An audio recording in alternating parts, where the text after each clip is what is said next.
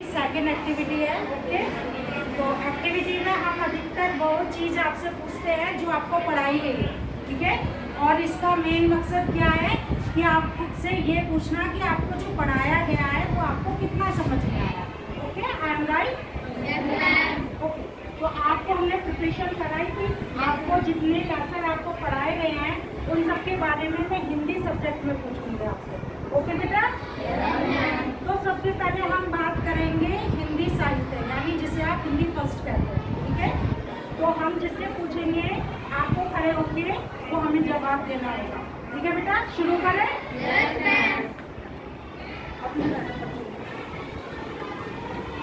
तो सबसे पहले मैं गर्ल्स से शुरू करूंगी। आप पीछे की चारों ये अंशिका तक की सारी गर्ल्स खड़ी हो जाएंगी, आगे खड़े हो जाएंगे। वंशिका, आपका ऐसे वन में जो सिलेबस आ रहा है हिंदी में वो कौन से लेसन से आ रहा है और कहाँ तक आ रहा है बेटा? तो कितने लेसन हो गए ये? 5 लेसन हो गए। तो क्या आप मुझे बताएंगी जो 4 लेसन है उस लेसन का नाम क्या है? छोटा जादूगर। हिंदी की कौन सी विधा है ये? कहानी। Sit down please. आप बताइए बेटा लेसन नंबर 7। लेसन नंबर 7 क्या है बताइए? अमर सेनानी सुभाष चंद्र बोस। ये हिंदी की कौन सी विधा है? जीवनी है। ओके बेटा, अगर हम आपसे पूछे अमर सेनानी सुभाष चंद्र बोस, इनके जीवन के बारे में इसमें दिया है। जीवनी क्या है? जिसके जीवन के बारे में दिया जाता है। तो आप मुझे थोड़ा सा बताओगे कि सुभाष चंद्र बोस कौन थे? सुभाष चंद्र बोस भारत के एक महान आदर्श भारतीय थे। क्या थे? स्पेशलिटी क्या थी जो आपने पहले मुझे नाम बताया इसका?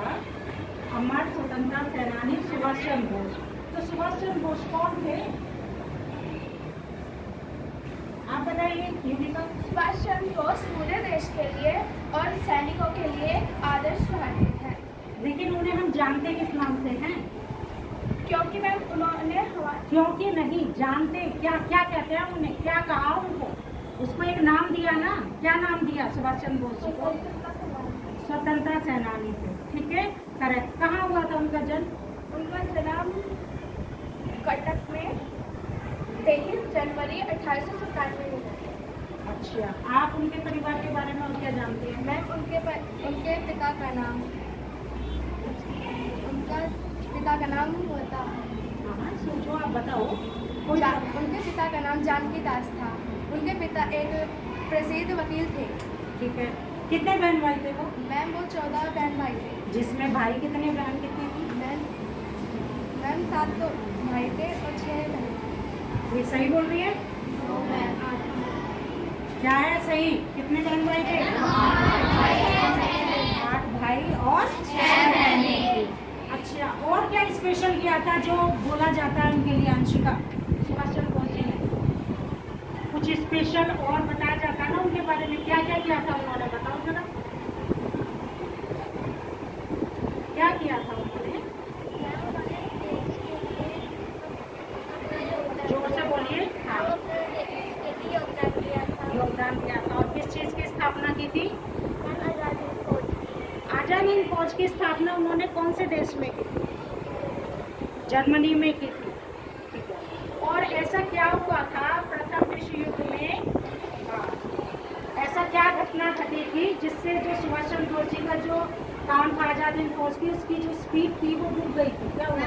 जापान मैम हार गया था मैम दूसरे विश्व युद्ध। किस कारण से? क्या घटना क्या घटी थी? मैम अमेरिका ने जापान पर और मतलब मैम जापान और नागासाकी में वो क्या थे? जापान के वो शहर थे, शहर कौन कौन से थे फिर से बताइए ना? हिरोशिमा और नागासाकी। उस पर क्या डाल दिए थे जिससे जापान को अपनी हार जो है स्वीकार करनी पड़ी थी? और जो आजाद हिंद फौज की जो स्थापना करी थी सुभाष जी ने, वो उसकी गति भी धीमी हो गई थी। करेक्ट। आप मुझे बताएंगे कि यहाँ पर संज्ञा क्या है? आप बताइए। डेफिनेशन नहीं, मुझे बताइए यहाँ संज्ञा क्या क्या है?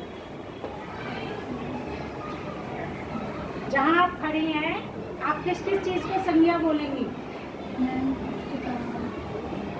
मैम यहाँ पर जो भी है वो सब संज्ञा है। क्या है यहाँ? वही तो पूछ रहे थे।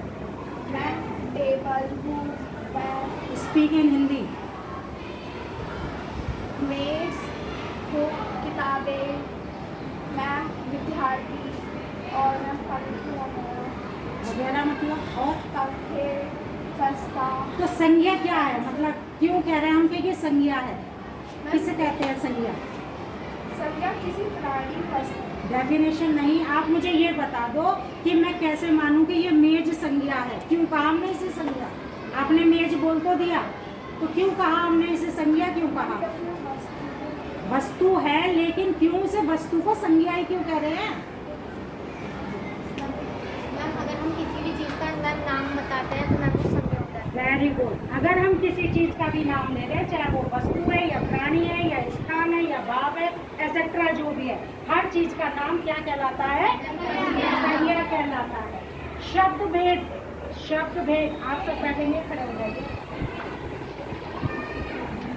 शब्द भेद कितने तरह के होते हैं? कौन कौन से?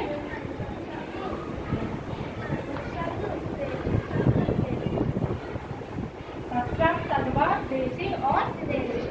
आप मुझे बताएंगे तत्सम शब्द किन को कहेंगे? तत्सम शब्द जोर से बोलिए, जोर से, मुझे आवाज नहीं आ रही है। तत्सम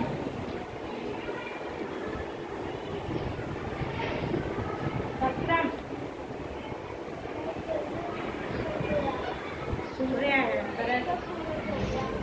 सूरज हो गया का मतलब ही नहीं है, इसे सूर्य को तत्सम क्यों कहेंगे? कौन बताएगा इसमें से? तत्सम शब्द क्यों कहेंगे जो सूर्य को? शब्द संस्कृत भाषा से हिंदी भाषा में लिए गए हैं और उनका अनुवाद नहीं किया गया उसे कहेंगे। Very good. जो शब्द संस्कृत भाषा से हिंदी में आए हैं लेकिन उनका कोई हमने अनुवाद नहीं किया है तो तत्सम है। और कौन सा शब्द है जो तत्सम हो सकता है, जो हिंदी भाषा में हम बोलते हैं? आप बताइए।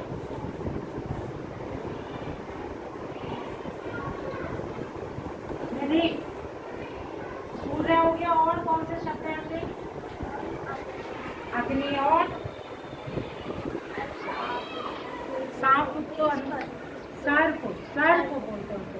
क्या कहते हैं? सर्प। क्या कहते हैं? सर्प। और सर्प का अगर हम सांप कर दें तो वो शब्द को भेद का कौन सा भेद हो जाएगा? शब्द का हमने सांप लिख दिया, तद्भव क्या हो जाएगा? यानी जिन संस्कृत के शब्दों का हम हिंदी में अनुवाद कर देते हैं तो वो क्या बन जाते हैं? हमारे तद्भव शब्द बन जाते हैं। इसके बाद आपका लेसन नंबर 5 बताएंगे आप, क्या है आपका लेसन नंबर 5 हिंदी साहित्य में? न्याय का विरोध। हिंदी की कौन सी विधा है ये? कहानी। ठीक, आप बताइए लेसन नंबर 7 क्या है? कौन से सेनानी? पूरा नाम बताइए लेसन का। आप बताइए। सुभाष चंद्र बोस। तो ये क्या है? कौन सी विधा है? हिंदी की हिंदी विधा है।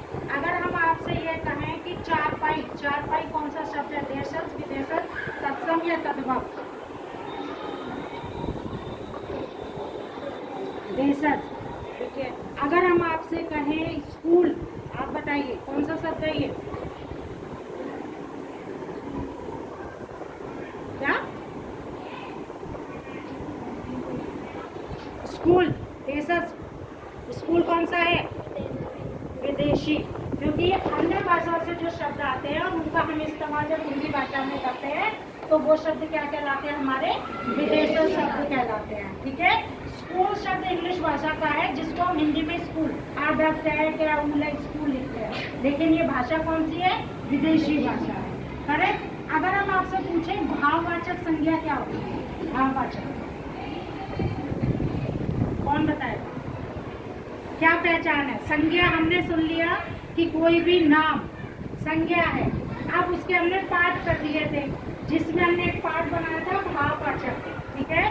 तो भाववाचक संज्ञा की क्या पहचान है? कैसे पहचानोगे ये भाववाचक संज्ञा? Stand up.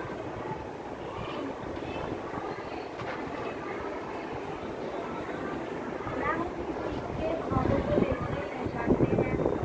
जैसे मोटा है हम उसको देखकर पहचान सकते तो शब्द कौन सा? मोटा, ये भाववाचक संज्ञा। और हैं।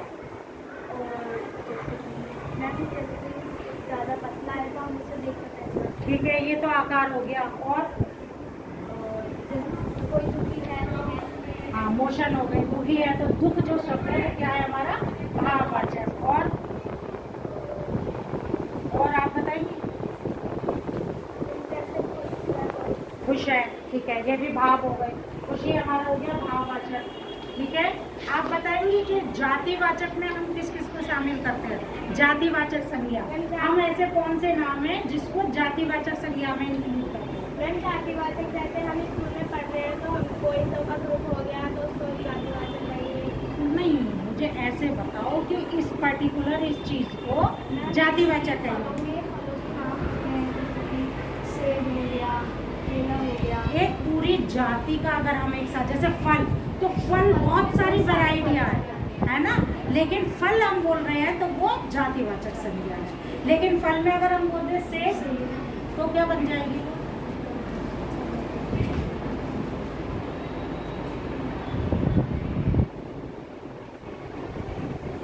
सेब और कश्मीरी सेब, अगर हम दोनों चीज बोल रहे हैं, एक हम बोल रहे हैं सेब, ये कौन सी संज्ञा में आ जाएगा? और एक हम बोल रहे हैं कश्मीरी सेब, तो ये कौन सी संज्ञा हो जाएगी? जातिवाचक कौन सी होगी? सेब या कश्मीरी सेब? कश्मीरी सेब जातिवाचक होगा। क्यों? उसका तो पर्टिकुलर एक नाम दिया हमने, वो तो व्यक्तिवाचक होगा। सेब, सेब बहुत सारी वैरायटी होते हैं, ओनली सेब जातिवाचक में आएगा। समझे? है ना, ये प्रिपरेशन रहती है आपकी। दोनों खड़े हो जरा, बताइए जरा, इसमें पोएम में चारू चंद्र की चंचल किरणें, क्या विधा है इसकी? कविता। लिखी किसने है ये?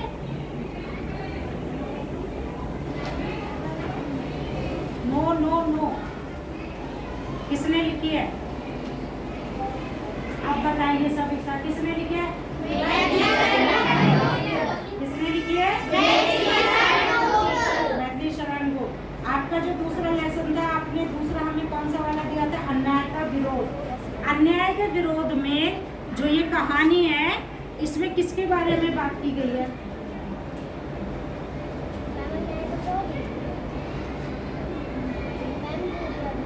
कौन थी जूलिया? अच्छा, कैसी थी वो नेचर में?